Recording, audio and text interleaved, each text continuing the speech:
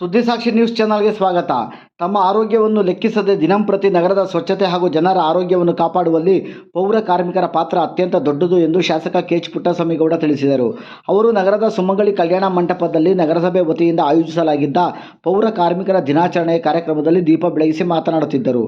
ಪ್ರತಿದಿನ ಬೆಳಗಿನ ಜಾವ 4 ಗಂಟೆಗೆ ಚಳಿ ಮಳೆ ಗಾಳಿ ಎನ್ನದೆ ನಗರದ ಸ್ವಚ್ಛತೆಗೆ ಮುಂದಾಗುವ ಪೌರ ಕಾರ್ಮಿಕರು ತಮ್ಮ ಆರೋಗ್ಯದ ಕಡೆ ಕೂಡ ಗಮನ ನೀಡಬೇಕು.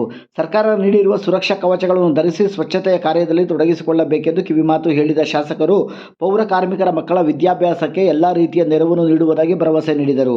ಕಾರ್ಯಕ್ರಮದಲ್ಲಿ ಉಪಸ್ಥಿತರಿದ್ದ ಪೌರಾಯುಕ್ತೆ ಗೀತಾ ಅವರು ಮಾತನಾಡುತ್ತಾ, ಪೌರ ಕಾರ್ಮಿಕರಿಗೆ ಸರ್ಕಾರದಿಂದ ಸಿಗಬಹುದಾದ ಎಲ್ಲ ಸವಲತ್ತುಗಳನ್ನು ಒದಗಿಸುವಲ್ಲಿ ನಾವು ಪ್ರಾಮಾಣಿಕವಾಗಿ ಕೆಲಸ ಮಾಡುತ್ತಿದ್ದೇವೆ.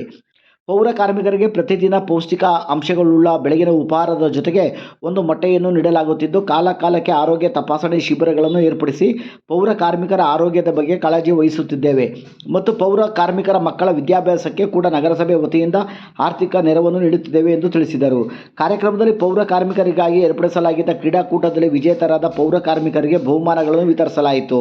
ಇದೇ ಸಂದರ್ಭದಲ್ಲಿ ಶಾಸಕರಾದ ಕೆಎಚ್ ಪುಟ್ಟಸ್ವಾಮಿಗೌಡರು ಪೌರ ಕಾರ್ಮಿಕರ ದಿನಾಚರಣೆಯ ಅಂಗವಾಗಿ ಕಾರ್ಮಿಕರಿಗೆ ಹೊಸ ಬಟ್ಟೆಗಳನ್ನು ನೀಡಿ ಗೌರವಿಸಿದರು.